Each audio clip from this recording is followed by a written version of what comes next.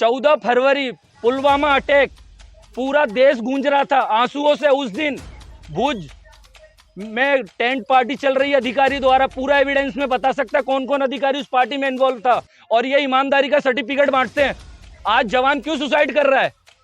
सेना में हम अगर भर्ती हुए तो क्या हमारे जीने का अधिकार छीन लिया गया? ना हमको अच्छा खाना मिलता है, ना अच्छा कपड़ा मिलता है, ना अच्छा रहने को मिलता है। फैमिली से हम बात करते तो अगर फोन रखा है तो हमारा सीधा चार्जशीट करते हैं, आपको फोन ऑथराइज नहीं है, और ऑफिस में बैठ के शेयर बाजार खेलते हैं।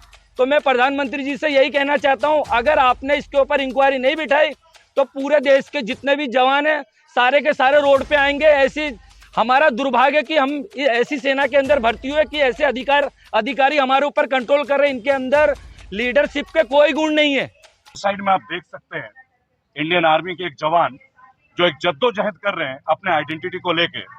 मीडिया से आए तमाम पत्रकार बंधुओं को मेरा नमन। और गुजरात के भी मैं रिसेंट यात्रा में था, काफी सारी कवरेज हम लोगों ने की। वहां पे हमारे पास एक विषय आया था विवेक जी के बारे में, जो कि लांस नायक है इंडियन आर्मी में, जो मुझे बताया गया। और इनकी एक समस्या ऐसी थी जो कहीं ना कहीं हमें झकझोर देती है। भाई जवानों का नाम आता है, फौज का नाम आता है तो हम गर्वित महसूस करते हैं, लेकिन इनकी जो अब बीती है, आज उनके सीनियर भी अब साथ में आए हुए हैं। तो मैं चाहूंगा आप लोग जानिए कि एक साधारण व्यक्ति का जो संघर्ष है, वो आर्मी में जाके भी अगर संघर्ष कर रहा है तो ये संघर्ष का अंत क्या है, इसका समाधान क्या है, जिसके लिए हम लोग आपके बीच आए। जी बताइए आपके साथ क्या? मैं सर 31 मार्च 2008 को इंडियन आर्मी मैंने ज्वाइनिंग की थी और मेरी फर्स्ट पोस्टिंग भुज में थी। उसके बाद सर मैंने लेह लद्दाख आरआरबी कई जगह मैंने सर्विसेज की है, और मेरे सर्विस के दौरान किसी तरह का मेरे ऊपर कोई अनडिसिप्लिन केसेस नहीं था। मैंने ईमानदारी के साथ अपने सेना के अंदर मैंने अपना काम किया। मैं अहमदाबाद मेरा जो रेसिडेंशियल है वो अहमदाबाद, मैं छुट्टी गया अहमदाबाद। उसके बाद जब मेरी छुट्टी ख़त्म हुई, छुट्टी ख़त्म होने के बाद मेरे यूनिट से मुझे मेरे सीओ का मैसेज आया कि कल से आप ऑन ड्यूटी अहमदाबाद में रहेंगे। तो on duty as a regiment register में मैं ऑन ड्यूटी था। मैं वहाँ पे अपने कमांडिंग ऑफिसर के पर्सनल काम भी होते थे, ऑडिट, और जो इन लोगों ने जो ऑब्जर्वेशन जो गवर्नमेंट द्वारा जो फंड आता है उसमें जो रिवेन्यू होता है उसके ऑब्जर्वेशन सेटल कराने के लिए मुझे अहमदाबाद भेजा गया। साथ ही था सीओ साहब की मैडम के लिए ज्वेलरी वगैरह, पानी की बोतल वगैरह मैं अहमदाबाद से भुज भेजा करता था। सडनली संडे को उनके ड्राइवर का फ़ोन आता है कि सीओ साहब के गेस्ट आए हुए हैं, पानी चाहिए। तो मैंने मना कर दिया कि सर आज संडे है, ये पॉसिबिलिटी नहीं है। और जैसे मैंने पानी का खाली मना ही किया कि मुझे 4-5 दिन के बाद मालूम पड़ता है कि मुझे फौज से डिजेटर कर दिया गया, मतलब भगोड़ा, जो कि मैं ऑन ड्यूटी था। मैं एकदम शॉक हो गया। मैंने यूनिट में मैंने फ़ोन किया कि सर ऐसा मेरे साथ क्यों हुआ? तो बोले आप हमको जैसा ठीक लगा वो हमने किया। उसके बाद मैंने ब्रिगेडियर नेगी हो, हर जगह डिफेंस मिनिस्टर साहब, ऑल चैनल में मैंने कई बार गुहार लगाई। इस विषय में किसी तरह की कोई कोर्ट ऑफ इंक्वायरी बैठी नहीं गई। फिर मैंने आरटीआई डाला। आरटीआई में पूछा कि मुझे आपने कितने दिन छुट्टी कटाया, कितने दिन आपने मुझे टीडी पे रखाया। तो जब मैंने आरटीआई डाला तो इनके तरफ से मुझे जवाब मिला, दिस इन्फॉर्मेशन इज प्रोटेक्टेड, ये आपको इन्फॉर्मेशन हम दे नहीं सकते। मैंने कई बार 1 साल तक इनसे आरटीआई मांगा, लेकिन इन्होंने जवाब नहीं दिया। फाइनली जब मैंने सीआईसी में पिटीशन डाला तो सीआईसी से जब नोटिस आया, सेंट्रल इन्फॉर्मेशन कमीशन, तब इन लोगों ने तुरंत इन्फॉर्मेशन दिया 141 डेज, जो कि फौज के अंदर 90 दिन से ज़्यादा छुट्टी ऑथराइज नहीं है, और डॉक्यूमेंट के साथ टैंपरिंग हुआ। उसके बाद जो हमारा रिकॉर्ड ऑफिस होता है, जहाँ से हमारा पेमेंट डॉक्यूमेंटेशन होता है, वहाँ जब मैंने आरटीआई डाला तो उन्होंने बोला 81 डेज में 21 डेज एडवांस ऑफ एनुअली। उसके बाद रेजिमेंट से जब परेड रजिस्टर का मैंने इन्फॉर्मेशन मांगा तो उसमें मैं ऑन ड्यूटी। तो मेरे को बर्बाद करने के लिए इन्होंने डॉक्यूमेंट के साथ टैंपरिंग की। मैंने बराबर राजनाथ सिंह जी को बराबर में मिलने के लिए भी गया। आपने डिफेंस मिनिस्टर के साथ भी डिफेंस मिनिस्टर साहब, यस, मैं डिफेंस मिनिस्टर साहब के पास भी गया कोरोना के टाइम, लेकिन वहाँ पे भी मुझे मिलने नहीं दी गया। मैं आज तक कम से कम मैंने 2000 लेटर डाल दिए, लेकिन आज तक उस लेटर के ऊपर किसी तरह की कोई इंक्वायरी नहीं बैठी।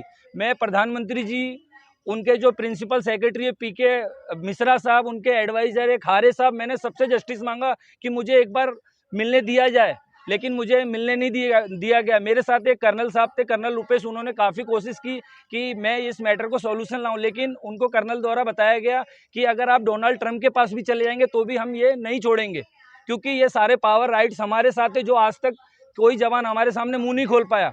आज मैं 3 साल से कंटिन्यू जस्टिस मांग रहा हूँ। लास्ट में फाइनली मैं कोर्ट में गया, कोर्ट में भी उनके वकील द्वारा अपने एफिडेविट में जवाब दिया गया कि विवेक झा अपनी मर्जी से पोस्टिंग आया है और अपनी मर्जी से छुट्टी गया और अपनी मर्जी से काम कर रहा था। फौज के अंदर जवान अपनी मर्जी से खाना भी नहीं खा सकता तो अपनी मर्जी से पोस्टिंग कैसे आएगा? आज अगर इतने सारे चैनल अगर बनाए हैं, अगर सब मर्जी से करेंगे तो फिर ये चैनल बनाने का मतलब क्या है? सारी फिर सेना अपनी मर्जी से, फिर आज मैं लेह लद्दाख फिर क्यों जाता? मैं अपने घर अहमदाबाद में ही नौकरी करता। और मैं प्रधानमंत्री जी से यही कहना चाहता हूं कि अधिकारी लोग आए दिन जवान सुसाइड इसलिए करता है कि अधिकारी लोग डुप्लीकेट डॉक्यूमेंट बनाते हैं, टेम्परिंग करते हैं, पैसे का बड़े लेवल पे घोटाला करते हैं, जिसका मेरे पास एविडेंस है। 14 फरवरी पुलवामा अटैक, पूरा देश गूंज रहा था आंसुओं से। उस दिन भुज में टेंट पार्टी चल रही है अधिकारी द्वारा, पूरा एविडेंस में बता सकता है कौन कौन अधिकारी उस पार्टी में इन्वॉल्व था, और ये ईमानदारी का सर्टिफिकेट बांटते हैं। आज जवान क्यों सुसाइड कर रहा है?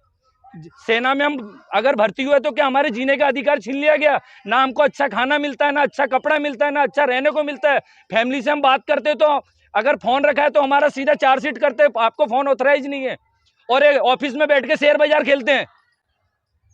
तो मैं प्रधानमंत्री जी से यही कहना चाहता हूं, अगर आपने इसके ऊपर इंक्वायरी नहीं बिठाई तो पूरे देश के जितने भी जवान हैं सारे के सारे रोड पे आएंगे। ऐसी हमारा दुर्भाग्य कि हम ऐसी सेना के अंदर भर्ती हुए कि ऐसे अधिकारी हमारे ऊपर कंट्रोल कर रहे हैं। इनके अंदर लीडरशिप के कोई गुण नहीं है।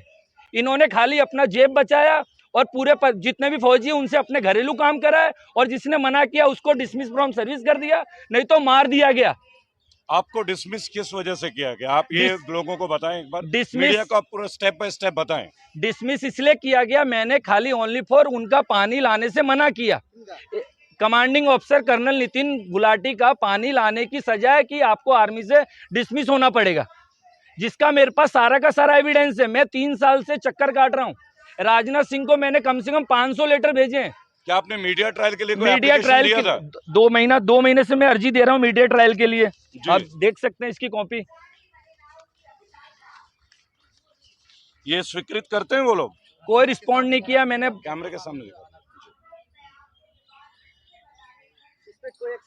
कोई एक्शन नहीं हुआ क्योंकि जवान का कोई भी सुनने वाला नहीं है। अच्छा, आपका डेजिग्नेशन क्या था? मैं लेस नायक था सेना का। फॉलोअर तो नहीं थे? नो, मेरे पास किसी तरह का कोई अनडिसिप्लिन केस नहीं है।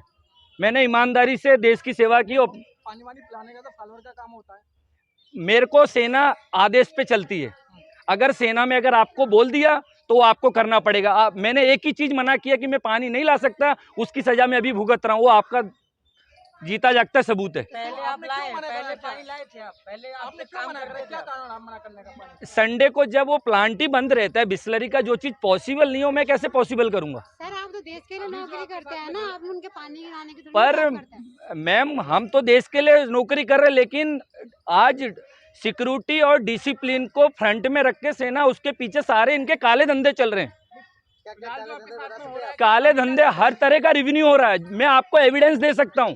अगर मैंने एविडेंस नहीं दिया तो मुझे फांसी पे चढ़ा देना। किस तरह का एविडेंस देंगे आप, बताइए? रेजिमेंट के अंदर कमांडिंग ऑफिसर द्वारा जवानों से दारू का व्यापार कराया जाता है, जेसीओ बनाने का पैसा लिया जाता है। देखिए, बहुत सख्त आरोप है जो आप लगा रहे हैं। मैं साबित करके बता दूंगा। रेजिमेंट में जो गवर्नमेंट फंडिंग करती है उसका भी बहुत बड़ा रेवेन्यू होता है, उसकी भी ऑब्जर्वेशन की। अभी क्या चाहते हैं सरकार से? अभी सरकार से ये चाहते हैं कि आपको जो ये आर्मी के जो मिनिस्ट्री ऑफ डिफेंस के द्वारा ये जो कन्वेंस लाके आपको जो बेवकूफ बना रहे हैं, इनके बातों में मत आइए। आज जवान देश का एक मजबूत स्तंभ को लेके क्या बोलेंगे? आप यहाँ अपने मुद्दे पे हैं कि आप ना तो डिसमिस्ड है ना ऑन ड्यूटी, आपका स्टेटस क्या है अभी? मैं वही तो कंफ्यूज हूँ कि मैं इतना जस्टिस मांग रहा हूँ, मेरे को कोई न्याय नहीं मिल रहा है। आपको सैलरी मिल रही है? मेरी 3 साल से सैलरी बंद है, और मैंने मेरा वाइफ का जेवर वगैरह गिरवी रख के मैं कोर्ट का केस लड़ रहा हूँ। आज आपने जितने आरोप लगाया गया, इस आरोप हो सकता है कि कई सारे जो बड़े अधिकारी होंगे वो आपको मारने का प्लान भी बना। अगर ये तो अक्सर हुआ है, सेना के अंदर कई जवान ऐसे मारे गए। आपके साथ जो व्यक्ति खड़े हैं उनका परिचय एक बार मैं चाहूंगा मीडिया से कराएं आप लोग, प्लीज।